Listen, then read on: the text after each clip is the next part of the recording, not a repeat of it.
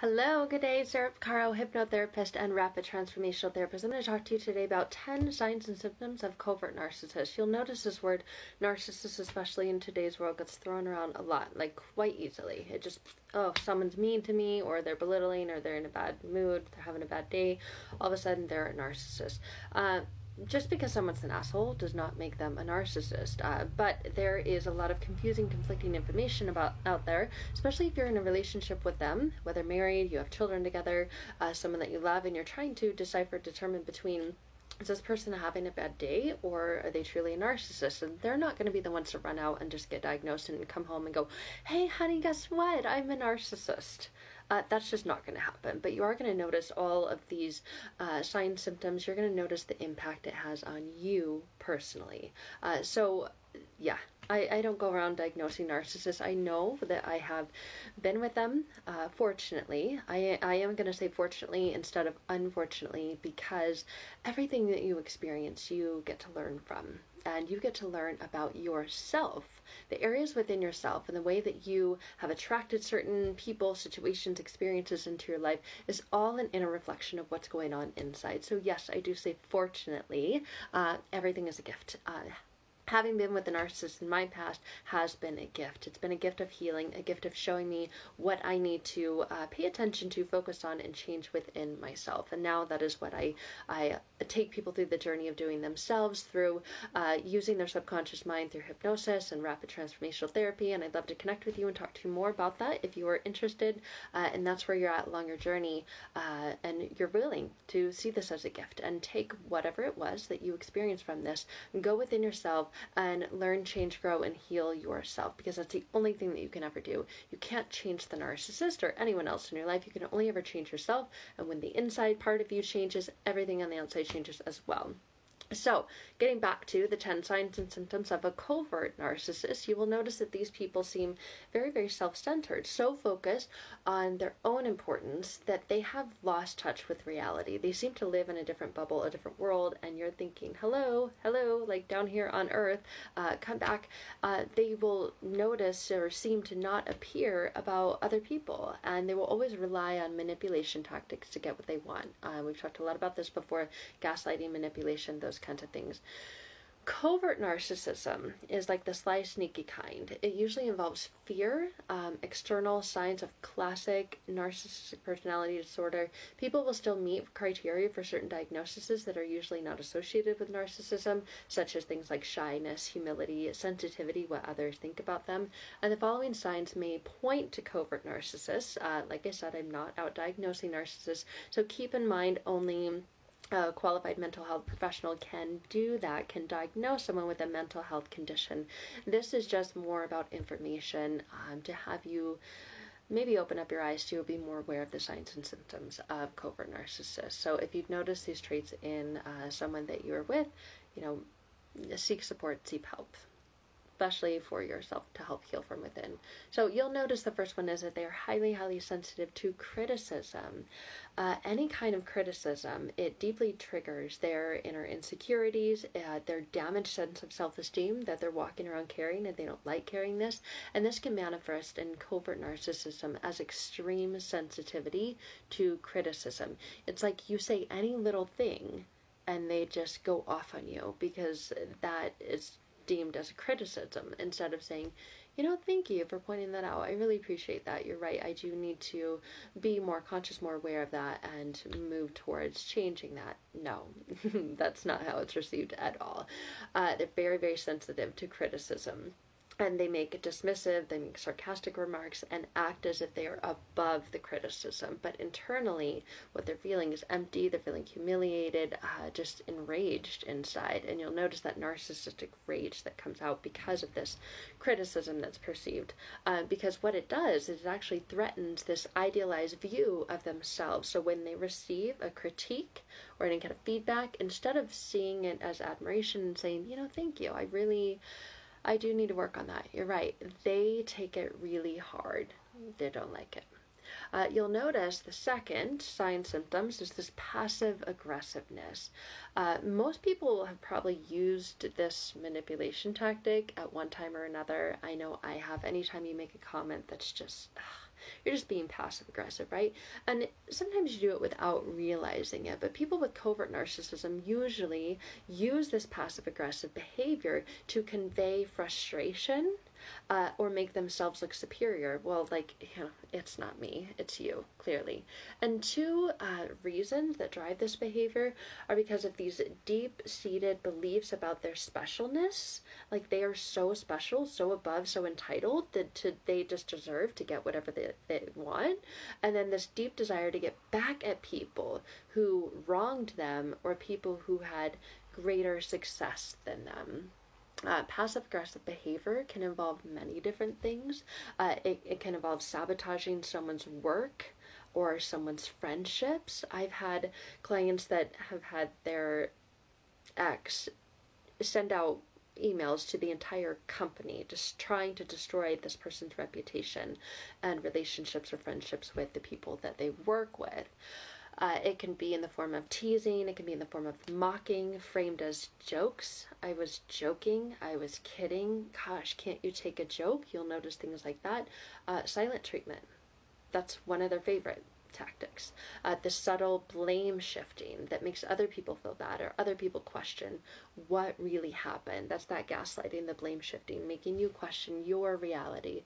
Procrastination is a huge one. Procrastinating on tasks that they consider to be beneath them or below them. For example, my ex had promised me that we would redo the floors, and it seriously took over 2 years. When he actually did sit down to work on it, it only took him a day. But the procrastination, they didn't get done for about 2 years, and then there's still a section of the home that he never got to, and I had to hire someone to come in and do it. And then of course I was frustrated, and he was frustrated because the work didn't look the same, like the way that they laid the floors down didn't match up. But procrastination is one that you'll notice is a big one. They have a tendency to put themselves down. You would think, why did they put themselves down if they feel like they're so dominant, so superior? But they do this as part of this need for admiration. This often leaves people, when they hear the narcissist putting themselves down, to boast about their achievements or accomplishments, whether it's by exaggerating or outright lying and saying, babe, come on, why would you say that about yourself? I mean, look at all the things you've done. Look how amazing you are. And so you'll notice this tendency to put themselves down is really a manipulation tactic to get you to boast them, to fill their heads with praise. That tiny fragile little ego that's hurt is feeling bruised, and they want some band-aids on it, some love. So people with narcissists tend to spend a lot of time making sure that they don't feel bad feelings. That's part of the problem. They don't want to feel imperfect. They don't want to feel ashamed or belittled or small. So they do everything to avoid feeling those feelings. And they rely on others outside of themselves to build up their self-esteem and to build them up with praise. But instead of talking themselves up, they tend to talk themselves down to get other people to build them up. And they might speak modestly, like, yeah, I did an okay job, about their contributions, but the underlying goal is of earning accomplishments and achievements and recognition. And they may offer, if they do offer a compliment, they are expecting to get one in return. So it's always is this underlying agenda to get something back in return. And you'll notice a lot of the covert narcissists seem really shy or quiet in nature, kind of withdrawn. This is strongly linked to this introversion. More so than any other type of narcissism. This relates to the narcissistic insecurity. They're deeply, deeply afraid of having their flaws exposed or any failures seen by others. Well, there is no such thing as perfect. We all fall down. We all fail. That's how we learn. That's how we grow. We learn from our mistakes. But exposing their innermost feelings of inferiority would just shatter this illusion of their superiority. So that is why they don't like it. So they sometimes will avoid social interactions to help lower the chances of their exposure. So you may be wondering, I don't know if I'm with a narcissist because, they're not grandiose. They're not out there all the time. You'll notice that they're quiet and shy. Yes. this can be a form of covert narcissist too. When they avoid social situations, or they try to make you feel bad if you want to go out with your friends and you're like, come on babe, just come with me, and they're like, no no no, you just go. It's because they don't want all of their insecurities exposed, and so they avoid developing meaningful relationships. Then you'll notice a lot of these grandiose fantasies. My ex, when I was married, had all kinds of things. Wanted to be a world top athlete, American Motorcycle Association rider. Wanted to be an Olympic speed skater. Just a couple of years later, I was always buying toys and wanting to be the best, even though we had a full-time career, which is very different than any of those. They have these grandiose fantasies that whatever it is that they want to just go off and do, they are going to be the top, the most elite at. They spend more time thinking about their abilities and achievements than actually going towards accomplishing them. So you'll notice they have this I'll show you attitude when you're thinking, well, what do you mean? Let's just say that they work as a plumber. Well, you're a plumber. How is it that you're going to go from being a plumber to the world's fastest Olympic track athlete? And then they have this I'll show you attitude. So you'll notice that they go out and all of a sudden just become obsessed with running, and then that's all they do. Or you'll notice that they constantly withdraw into fantasy, and they have this inner narrative and dialogue that the world is not equivalent to the reality, and they have this inflated importance of powers, this specialness that is opposite of what their life is actually like. So you'll notice they spend a lot of time up in their head daydreaming, fantasizing. Some of the fantasies could involve being recognized for their talents, being promoted at work, being admired for their attractiveness everywhere they go. I've shared a video about that before, how the narcissist will always walk in front of you or behind you, but never beside you, because they kind of want to be seen as attractive and available anywhere they go. This used to drive me crazy, that my ex would never walk beside me. He would always walk in front of or behind me. It was just never, we were never equal or there together. He would only ever hold my hand just for a second and then let go and have somewhere else to be. You'll notice that they want to receive praise for everything they do, every little thing at all, ever. The next thing it relates to and connects to these signs and symptoms is these feelings of depression, these feelings of anxiety, these feelings of emptiness. I can't tell you how many times in my past marriage I asked, are we okay? What's going on? You just seem off. Something seems is it us? What's going on? Are you still happy with the marriage? I mean, many times we had the conversation of threats of divorce. And covert narcissists are more likely linked to having a higher risk of co-occurring depression or anxiety than other types of narcissism, and there's two main reasons for this. The first one is this fear of failure. This fear of failure that just haunts them, lives within them, contributes to anxiety. I remember going with my ex to the doctor many times where he wanted to be an advocate for him to get on certain types of medication. He wanted to be on Adderall so he could be even more hyper-focused, so he could have more success. The doctor was wondering, if you haven't needed to take Adderall for over 30 years, why would you suddenly need it as a 35-year-old adult? But there's just this anxiety, this depression that's more prevalent in them, this frustration over idolized expectations not matching up with real life, and this inability to get the appreciation from others can trigger inner feelings of resentment and depression within them, which leads to feelings of emptiness. Thoughts of suicide are more likely linked to covert narcissism. I had an ex constantly threaten, well, I'm just going to kill myself then. If I can't live with you, then I don't want to live. And so you, as the person with them, obviously become highly concerned about this, wonder if it's real or not. But yes, the depression in them is real, the anxiety is real, but it is not your job to stick around and stay and try to fix them. There are medical professionals that can help them out there. You'll notice this tendency to hold grudges and never let go of things, and you're wondering, God, that happened years ago, really? That's still in your mind, you're still thinking about that? You'll notice that someone with a covert narcissism can hold grudges for an extremely long time. When they believe someone that has treated them unfairly or unjustly, they might feel furious, but they might not say anything in the moment. They'll seem cool, calm, and collected in the moment, but they're more likely to wait for an ideal opportunity to make the other person look bad bad later on or get revenge in some way later on. And this revenge might be subtle, it might be passive aggressive. For example, if this person that they work with, they might start a rumor and have it go around the office or the building or within the organization that sabotages this person's work. They may also hold grudges against other people who earn the praise or recognition that they think that they deserve. And these grudges obviously lead to bitterness, resentment, and this desire for revenge. Very, very unhealthy. You'll notice another sign and symptom is this envy that they hold on to. They will hold on to this envy when it comes to things that they think that they deserve, including any kind of wealth, any kind of power, any kind of status. And they often believe that others envy them because they are so superior and they are so special. They are so above that other person who got what they think that they should have got, if that makes sense. They will not outwardly discuss these feelings of envy, but you'll notice that they might express bitterness or resentment when they don't get what they believe that they deserve. So lots and lots of envy. And the next one is these feelings of inadequacy.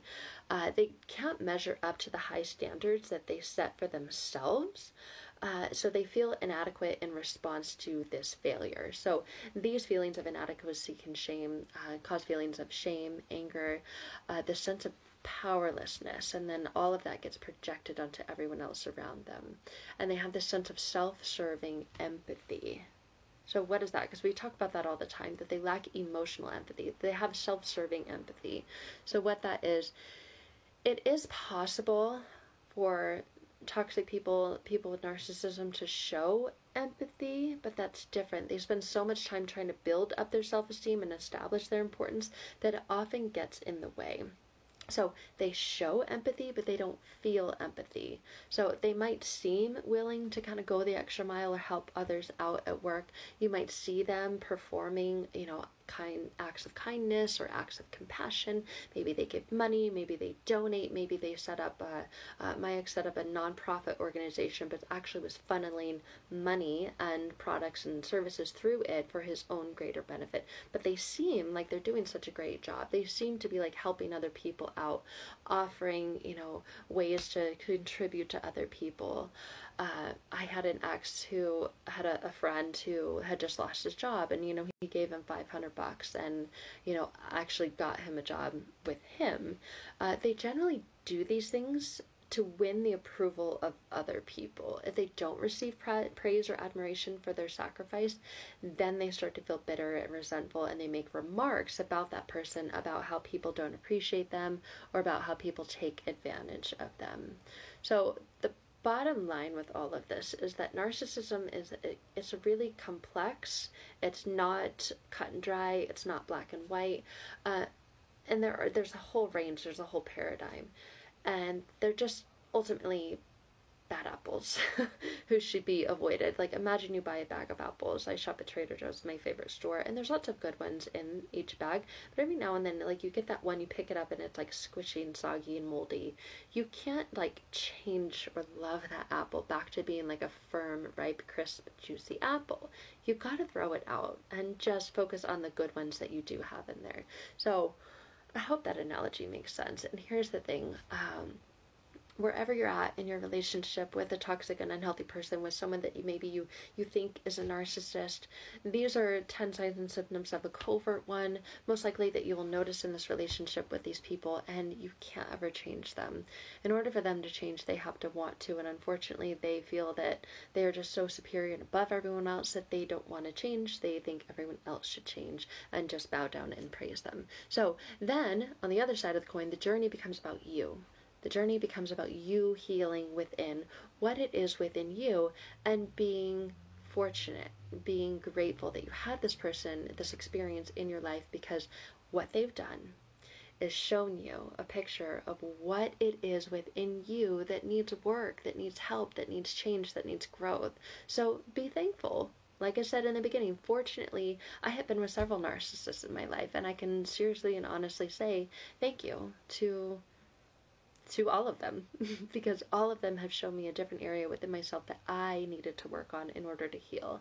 And it's all connected to past experiences and beliefs that you've developed about yourself along the way that not only led you to being with them, staying with them, But this inner reflection, they were an outward reflection of what really was going on inside of you. So that is what hypnosis, that is what rapid transformational therapy helps you become supremely focused, heightened, and aware of, to allow you to do the inner work, to heal that inner change within you that needs to take place within your inner mind, your subconscious mind, so that you can break the trauma bond, you can break the cycle, break the patterns, and find yourself in much healthier relationships and experiences moving forward. So thank the narcissist after you understand the signs and symptoms, and move forward.